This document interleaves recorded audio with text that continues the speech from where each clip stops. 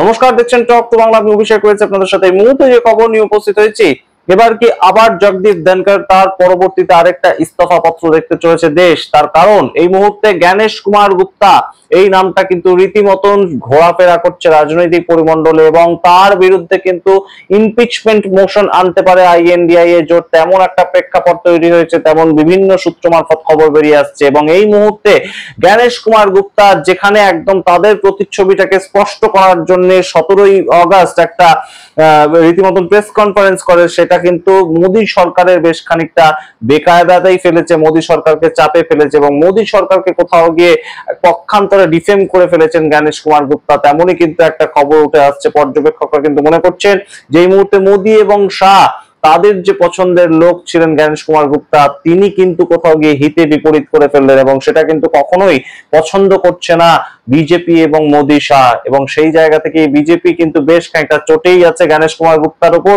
যে নিজের যে অবস্থানটা তিনি স্পষ্ট করলেন, নিজের যে স্বচ্ছ ভাবমূর্তি প্রতিষ্ঠা করলেন বা করতে চাইলেন বলা ভালো, সেই জায়গায় কোথাও গিয়ে বিজেপিকে তিনি একটু ছোট করে, কিংবা ভোট চুরির সঙ্গে বিজেপি যুক্ত ছিল সেরকম কিছু একটা একদম সরাসরি তিনি প্রমাণ করে দিলেন। তার কারণ বারংবার তার বিরুদ্ধে যে অভিযোগটা 17ই আগস্টের প্রেস কনফারেন্সের পর থেকে উঠে এসেছে, যে তিনি বিজেপির শেখানো বুলি আওড়াচ্ছেন, তেমন কথা কিন্তু তার সম্বন্ধে বলতে শুনেছি আমরা। সুতরাং এই মুহূর্তে বেশ খানিকটা কিন্তু একটা জল্পনা তৈরি হয়েছে, তাহলে কি এবার একদম ফোর্সফুলি জ্ঞানেশ কুমার গুপ্তাকে রিজাইন দিতে হবে, নাকি রিজাইন না দিলে তার বিরুদ্ধে ইমপিচমেন্ট মোশন আনতে পারে আইএনডিআইএ জোট, তেমন কিন্তু একটা রীতিমতন প্রেক্ষাপট তৈরি হয়েছে। সেই সমস্ত কিছু নিয়ে আজকে বিস্তারিত বিশ্লেষণ করব।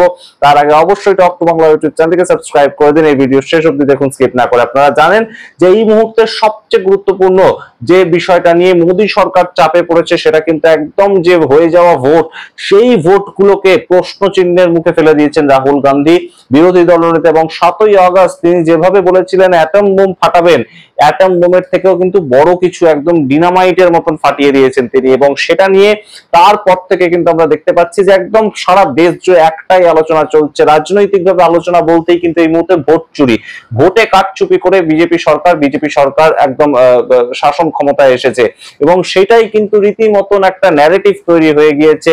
কংগ্রেসের আইটি সেল হোক, কিংবা তৃণমূল কংগ্রেসের আইটি সেল হোক, কিংবা যে কোনো আইএনডিআইএ জোটের যারা আইটি সেল সামলান, তারা কিন্তু এই মুহূর্তে একটাই ন্যারেটিভ সারা সোশ্যাল মিডিয়া জুড়ে আমরা দেখতে পাচ্ছি ঘোরাফেরা করছে। তারা একটাই ন্যারেটিভকে কিন্তু প্রমোট করছেন, যে এই মুহূর্তে যে মোদী সরকার তৈরি হয়েছে সেটা একদম তৈরি হওয়ার কথা ছিল না। তার কারণ রাহুল গান্ধী নিজেই বারংবার বলেছেন যে 240টা আসনের জায়গায় তারা অন্তত 225টা আসন পেতেন, এবং বাদবাকি আসনগুলো তারা কারচুপি করে সারা দেশ থেকে পেয়েছেন। এবং সেটা যদি হতো, তাহলে নরেন্দ্র মোদী আর দেশের প্রধানমন্ত্রী হতেন না, আইএনডিআইএ জোট থেকে দেশের প্রধানমন্ত্রী তৈরি হতো। সুতরাং বুঝতেই পারছেন অত্যন্ত গুরুতর অভিযোগ।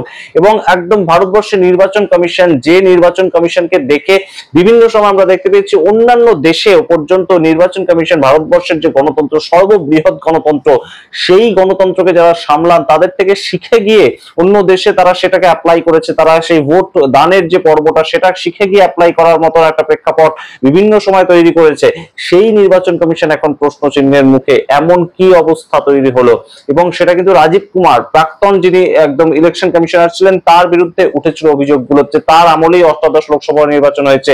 মহারাষ্ট্রের যে বিধানসভা নির্বাচনটা, সেটা তার আমলেই হয়েছে, যেখানে রাহুল গান্ধী অভিযোগ করেছিলেন যে মহারাষ্ট্রের লোকসভা নির্বাচন এবং বিধানসভা নির্বাচন দুটোর মধ্যে 5 মাসের ব্যবধান ছিল, এবং 5 মাসের মধ্যে প্রায় 76 লক্ষ এক্সট্রা ভোটার কোথা থেকে হঠাৎ করে ঢুকে গিয়েছিলেন। এবং সেইগুলো কিন্তু মারাত্মক অভিযোগ, এবং যার ফলে রাহুল গান্ধী অভিযোগ করেছিলেন মহারাষ্ট্র, হরিয়ানা, কিংবা একদম উত্তরপ্রদেশ, উত্তরাখণ্ড, প্রত্যেকটা জায়গাতেই ভোটের রেজাল্ট যেটা এক্সপেক্টেড ছিল সেটা হয়নি, বরঞ্চ সম্পূর্ণটা উল্টে গিয়ে ভারতীয় জনতা পার্টি হঠাৎ করে বিশাল ভালো ফলাফল করেছে। এবং সেই যে অভিযোগগুলো উঠেছিল, সেখান থেকেই কিন্তু রাহুল গান্ধীর বিরুদ্ধে একদম মুখ খুলতে গিয়ে, নিজেদের অবস্থান সঠিক করতে গিয়ে কোথাও একদম জ্ঞানেশ কুমার গুপ্তা তিনি কোথাও একদম যেভাবে কথাগুলো সাজিয়ে বলেছেন, সেটা কিন্তু সম্পূর্ণ ভারতীয় জনতা পার্টি শিখিয়ে দেয়া বলি তিনি বলেছেন, তেমনই কিন্তু রীতিমতন মনে হয়েছে, কিংবা তেমন বিভিন্ন জায়গায় লেখালেখি চলছে। এবং তারপর থেকেই এই মুহূর্তে কিন্তু আমরা দেখতে পেয়েছি যে একদম 18ই আগস্ট সকালবেলা সোমবার দিন যখন সংসদ খোলে,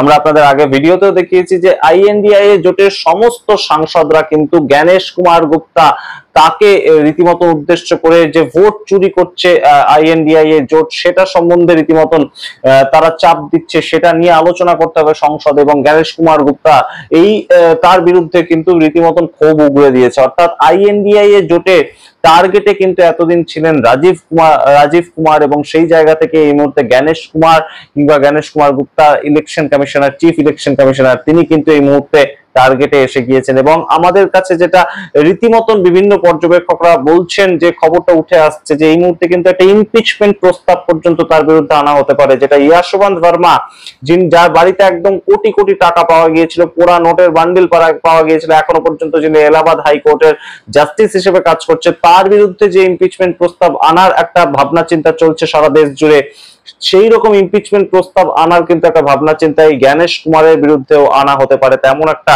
পরিকল্পনা চলছে। কিন্তু এই জ্ঞানেশ কুমার গুপ্তা কি ততদিন পর্যন্ত থাকবেন, নাকি তার আগেই তাকে রিজাইন দিয়ে সরে যেতে হবে, এইটাই কিন্তু এখন সবচেয়ে গুরুত্বপূর্ণ একটা লাখ টাকার প্রশ্ন। তার কারণ রাজনৈতিকভাবে মোদী এবং শাহ কিন্তু বেশ খানিকটা চাপে পড়েছেন এই মুহূর্তে ইলেকশন কমিশনকে নিয়ে। এবং ইলেকশন কমিশনের যে রকম কার্যকলাপ, একদম INDIA জোট কিন্তু বারংবার ইলেকশন কমিশনের বিরুদ্ধে একদম অভিযোগ তুলছে। তারা কিন্তু ভারতীয় জনতা পার্টির বিরুদ্ধে অভিযোগ তুলছে, তারা কিন্তু ফেয়ার ইলেকশন করাতে পারেননি ইলেকশন কমিশন, সেটার বিরুদ্ধে অভিযোগ তুলছে। এবং অন্যদিকে আমরা দেখতে পেলাম যে জ্ঞানেশ কুমার গুপ্তা একদম ইলেকশন কমিশনের হয়ে তিনি বসলেন এবং প্রেস কনফারেন্স করলেন, কিন্তু তিনি একবারও কিন্তু স্বীকার করলেন না যে সম্পূর্ণ যে দোষগুলো রাহুল গান্ধী চাপাচ্ছে সেগুলো আমরা মানছি না, এবং সেরকম কোনো ঘটনাই ঘটেনি, এই ধরনের কোনো কথা কিন্তু বললেন না জ্ঞানেশ কুমার গুপ্তা। তিনি বললেন যে আমরা রাহুল গান্ধীকে 7 দিনের মধ্যে একটা হলফনামা দিয়ে জমা দিতে বলেছি, কিন্তু সেটা যদি রাহুল গান্ধী না দেয় তাহলে তাকে ক্ষমা চাইতে হবে।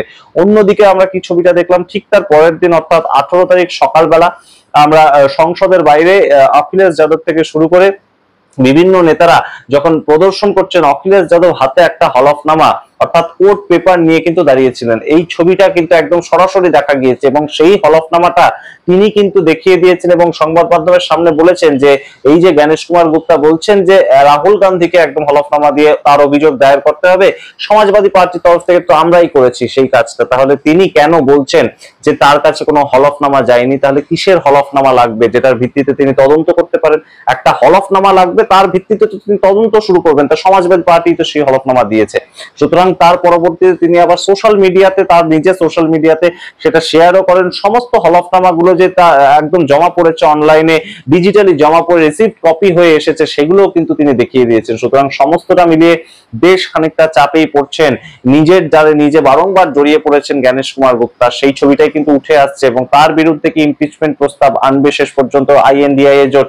আমরা যদিও জানি যে বাদল অধিবেশনের শেষ হতে আর মাত্র 2 দিন বাকি আছে, কোনো মতে বাদল অধিবেশন কেটে গেলে বিজেপি অন্তত হাফ ছেড়ে বাঁচবে। এই মুহূর্তে বাদল অধিবেশনটা গত 1 মাস ধরে যেভাবে রীতিমতো নাকানি চোবানি খেয়েছে ভারতীয় জনতা পার্টি, সেটা পেহেলগাঁও অ্যাটাক হতে পারে, অপারেশন সিন্দুর হতে পারে, ডোনাল্ড ট্রাম্প হতে পারে, কিংবা একদম সরাসরি এই যে বিহারে SIR বা এই মুহূর্তে ভোট চুরির প্রসঙ্গ হতে পারে।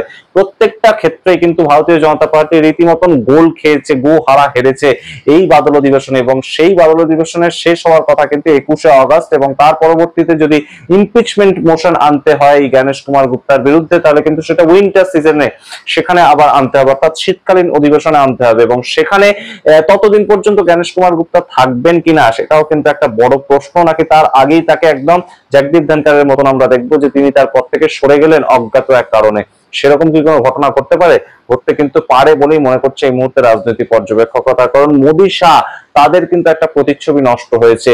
এই জ্ঞানেশ কুমার গুপ্তা এই মুহূর্তে তার নিজের প্রতিচ্ছবি কিংবা ইলেকশন কমিশন তাদের প্রতিচ্ছবি স্বচ্ছ করতে গিয়ে কোথাও গিয়ে কিন্তু ভারতীয় জনতা পার্টির এবং নরেন্দ্র মোদীর একটা ভাবমূর্তি সেটাকে কোথাও গিয়ে নষ্ট করে দিয়েছে কিংবা নাড়া দিয়েছে, তেমনই কিন্তু মনে করছেন রাজনৈতিক পর্যবেক্ষক। আপনারা কি মনে করছেন অবশ্যই কমেন্ট বক্সে কমেন্ট করে জানান।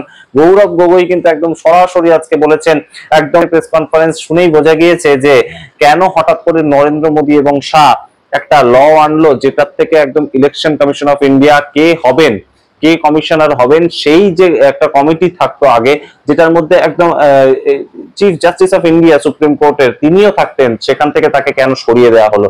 মোদী শাহী ঠিক করবেন কে কমিশনার হবে। এবং আমরা জানি যে জ্ঞানেশ কুমার গুপ্তা এবং আগের যে ইলেকশন কমিশনার ছিলেন রাজীব কুমার, তারা দুজনেই অত্যন্ত কাছাকাছির অমিত শাহের, একদম রীতিমতন বলা যেতে পারে বুজুম একদম।